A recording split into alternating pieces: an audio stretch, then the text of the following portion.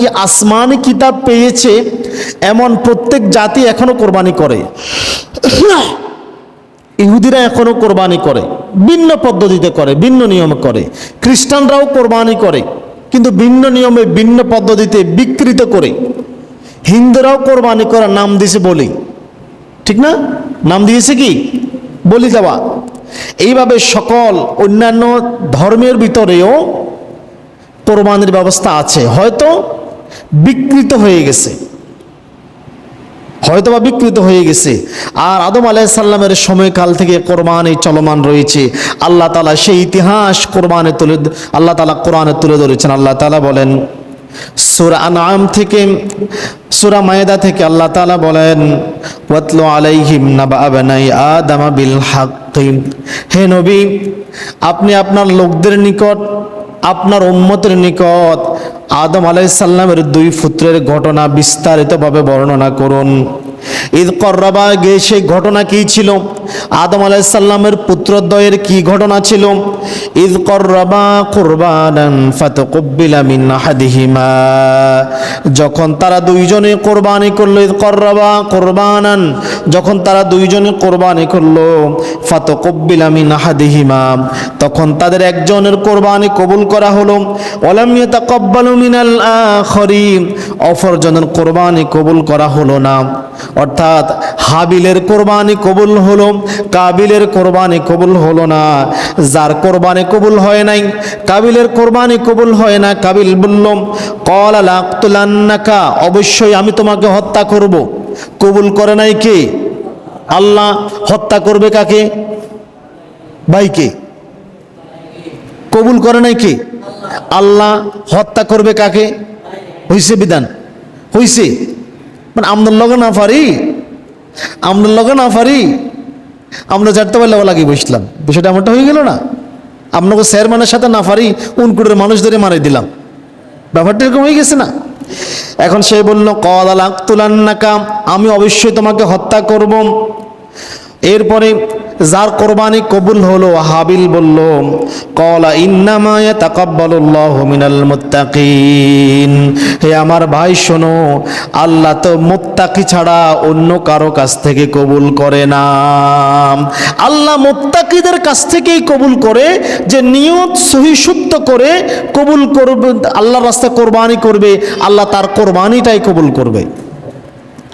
আল্লাহ তাআলা তার কোরবানিটাই কবুল করবে। আয়াতের সংক্ষিপ্ত ঘটনা হলো, আদম আলাইহিস সালামের সন্তান জন্ম নিতেন জোড়ায় জোড়ায়। কেমন জন্ম নিত? একটা ছেলে একটা মেয়ে, এইভাবে জন্ম নিতেন। তো ওই সময়কার, যেহেতু আর পৃথিবীতে কোনো মানুষ ছিল না, ওই সময়কার সিস্টেম ছিল, বিবাহের সিস্টেম ছিল। মানব বংশ বৃদ্ধি করার জন্য আদম আলাইহিস সালামের প্রথম জোড়ার ছেলের সাথে দ্বিতীয় জোড়ার কন্যা, দ্বিতীয় জোড়ার মেয়ে, আর দ্বিতীয় জোড়ার মেয়ের সাথে প্রথম জোড়ার ছেলে, এইভাবে বিবাহের পদ্ধতি ছিল। প্রথম জোড়ার ছেলে, দ্বিতীয় জোড়ার মেয়ে, দ্বিতীয় জোড়ার ছেলে, প্রথম জোড়ার মেয়ে, এইভাবে বিবাহ বন্ধনের সিস্টেম ছিল। আর আল্লাহ তাআলার ওই সময়কার বিধান ছিল, যমজ সন্তান একসাথে জন্ম নেওয়া ভাই বোনকে সহোদর হিসেবে গণ্য করা হতো। এখন আল্লাহ তাআলার বিধান ছিল, সহোদরা বোনকে বিবাহ করা যাবে না, অপর বোনকে বিবাহ করতে হবে। এটাই ছিল আল্লাহ তাআলার বিধান। সহোদরা বোনকে, একসাথে জন্ম নেওয়া ভাই বোনকে বিবাহ আল্লাহ তাআলা হারাম করে দেন। ঘটনাচক্রে কাবিলের সাথে যে বোন জন্মগ্রহণ করে, এটা ছিল খুব সুন্দরী। এটা ছিল কি? আমরা সুন্দরী পিছনে দৌড়াই না, সুন্দর পাইলে তো সারছে, কি বলেন? হ্যাঁ, মেয়ে বিয়ে, ছেলে বিয়ে করানোর সময় হুজুর লম্বা সোডা সুন্দর ডকে ডকে মাইয়া চায়, কিন্তু বিয়ের 2-3 মাস পরে বলে হুজুর গজব করছি, গজব। কি গজব করছেন? কেমন মাইয়া আনছি, না কথা শোনে, না কাজ পারে, না নামাজ কালমা পড়ে, কিচ্ছু নাই। তা আপনি দেখছেন সুন্দর ডকের লম্বা চোড়া, তো সুন্দর ডকের লম্বা চোড়া তো পাইছেন, গুণ তো আপনি দেখেন নাই। গুণ কি দেখছেন? গুণ তো আপনি দেখেন নাই, এই জন্য গুণই পান নাই। সুন্দর ডক দেখছেন, সুন্দর ডক পাইছেন। এখন কাবিলের সাথে বোনটি সুন্দর হয়, আর আল্লাহর বিধান ছিল কাবিল তার পরবর্তী বোনকে বিবাহ করবে। এখন কাবিল এই বিধান মানতে রাজি নয়, কাবিল এই বিধান মানতে রাজি নয়। ফলে কাবিল জিদ করলো না, আমি আমার সাথে জন্ম নেওয়া বোনকেই বিবাহ করব।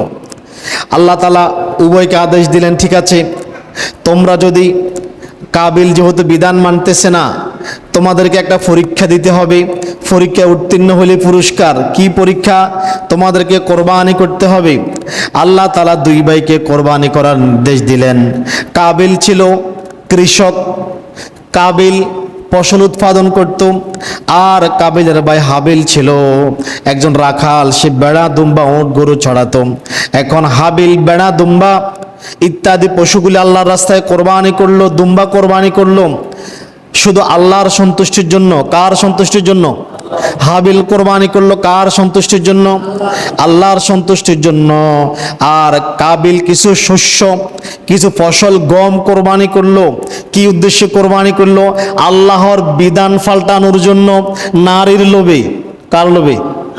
আল্লাহর সন্তুষ্টির জন্য সে কোরবানি করে নাই। তার মূল উদ্দেশ্য ছিল আল্লাহ যে বিধানটা করছে এই বিধান পাল্টাবো। কি পাল্টাবো? এই বিধানটা পাল্টাবো, আর একজন নারীর লোভে। ফলে তৎকালীন সময়ের বিধান নিয়ম অনুযায়ী আল্লাহ তাআলা হাবিলের কোরবানি কবুল করেছে। যেহেতু হাবিল আল্লাহর জন্য কোরবানি করেছে, আসমান থেকে আগুন এসে হাবিলের কোরবানি জ্বালিয়ে নিয়ে গেল। এতে করে কাবিল ক্ষুব্ধ হয়ে গেল। কবুল করে নাই কে? ক্ষুব্ধ হয়েছে কার উপরে? ভাইয়ের উপরে। কাবিল নিজেকে সংশোধন না করে আরো বড় পাপের দিকে হাঁটলো, আর ভাইকে ঘোষণা করলো, ভাই আমি তোমাকে হত্যা করব। এবং পৃথিবীর প্রথম হত্যাকাণ্ড নিজের ভাইকে হত্যা করার মাধ্যমে হত্যাকাণ্ডের মতো পাপ শুরু করে দিল। আমরাও মাঝে মধ্যে এমনটা করি, দেখবেন। আমরাও মাঝে মধ্যে নিজেকে সংশোধন না করে আল্লাহ বা অন্য কাউকে দোষারোপ করা শুরু করে দিই। তার কারণে না এই কাজটা হয় নাই, বলি না? নিজেকে সংশোধন না করে তার কারণে এই কাজটা হয় নাই। তে না থাকলে এই কাজটা হয়ে যেত। ওই কাবিল যেমনি করে চিন্তা করলো, হাবিল না থাকলে তো আমি আমার সাথে সুন্দর বোনটাকে বিবাহ করতে পারতাম, তাহলে হাবিলের মেরে ফেলি, ঠিক না? আমরা মজব দেয় এমন চিন্তা করি, অমুক লোকটা খুব জ্বালা, এটা যদি মরে যেত। চিন্তা করেন এমন? আস্তাগফিরুল্লাহ। এটা হচ্ছে, মনে রাখবেন, এই যে অমুক লোকটা বেশি জ্বালায়, ডিস্টার্ব করে, মরে না এটা মরে গেলে ভালো হইতো, সমাজ থেকে আগাছা দৌড়ে যেত। এটা হচ্ছে কাবিলীয় চিন্তা। কার চিন্তা? কাবিলীয় চিন্তা। আমাদের উচিত হাবিলের মতো ধৈর্য ধারণ করে তাকওয়াবান হয়ে আল্লাহকে ভয় করা, যেমনটা হাবিল জবাব দিল। হে আমার ভাই, তুমি যদি আমাকে হত্যা করার জন্য তোমার হাত প্রসারিত করো, আমাকে হত্যা করার জন্য তুমি যদি হাত বাড়াও, শুনে রাখো, মা আনা বিবাসিতিন ইয়াদিয়া ইলাইকা, আমি তোমাকে হত্যা করার জন্য আমার হাত বাড়াবো না। তুমি আমাকে হত্যা করার জন্য হাত বাড়াইবা? ও আমার ভাই, আমি তোমাকে হত্যা করার জন্য হাত বাড়াবো না। কেন আমি হাত বাড়াবো না? ইন্নী আখাফুল্লাহ রাব্বাল আলামিন, নিশ্চয় আমি জগৎ সমূহের প্রতিপালক আল্লাহকে ভয় করি। আল্লাহু আকবার। এইভাবে পৃথিবীর প্রথম হত্যাকাণ্ডের পিছনে আল্লাহর বিধান পরিবর্তন, এখন যেটা চলে, আল্লাহর বিধান পরিবর্তন রাষ্ট্রীয়ভাবে চলে, ব্যক্তিগতভাবে চলে। কিভাবে আল্লাহর বিধানকে পরিবর্তন করা যায়? আজকে আল্লাহর বিধান, কত যে বিধান রাষ্ট্রীয়ভাবে পরিবর্তন করা হয়েছে, কত যে বিধান পরিবর্তন করা হচ্ছে। এখন পোশাক নিয়ে কথা উঠতেছে না, এখন বলতেছে কি, যার যার স্বাধীন মতো পোশাক পরক, কয়েকদিন পরে দেখবেন যে পর্দা নিষিদ্ধ করে দেবে। আচ্ছা, আপনার বাড়িতে 2-4টে বেড়াল আছে, কি আছে? কথা বলেন না। বিলে চেনেন না? বেড়াল চেনেন না? বেড়াল আছে। চাঁদপুরের 5-6টা ইলিশ মাছ আনি, একেবারে নারিকেল দিয়া, কোরমা দিয়া মজা করে ফাঁকাইলেন, গ্রান, আশপাশের ঘর আমোদ হয়ে গেছে। ডাকনা না দিয়া, মিক্সির বিবের ভিতরে না রাইখা, ঘরের বারিন্দা রাখি ঘোষণা করলেন, কোন বিড়াল যদি এই ইলিশ মাছের দিকে তাকায় তাকে গুলি করে হত্যা করা হবে। বেড়াল কি আপনার এই আইন মানবে? নগ্ন করে মহিলা ছেড়ে দিয়ে বললেন, দর্শন করলে শাস্তি। আর দর্শনের জন্য তো আপনি উৎসাহিত করলেন, কথা বলেন না। নগ্ন করে ছাড়ি দিলেন আর বলতেছেন তাকানো যাবে না। আচ্ছা, আপনারাও তো পুরুষ, আমিও তো পুরুষ। ইমাম সাহেব বলে কি হয়েছে, বেগানা মহিলা, সুন্দরী রূপসী মহিলার সামনে হাঁটি গেলে নজরটা কার না পড়ে? কথা বলেন না। যদি কেবল হুজুর আমার নজর পড়ে না, তাহলে হিজলা, তার ভিতরে কোনো পুরুষত্ব নেই। কথা বলেন না, তার ভিতরে কোনো পুরুষত্ব নেই। আল্লাহ আমাদের হেফাজত করুক, সকলে বলে আমিন।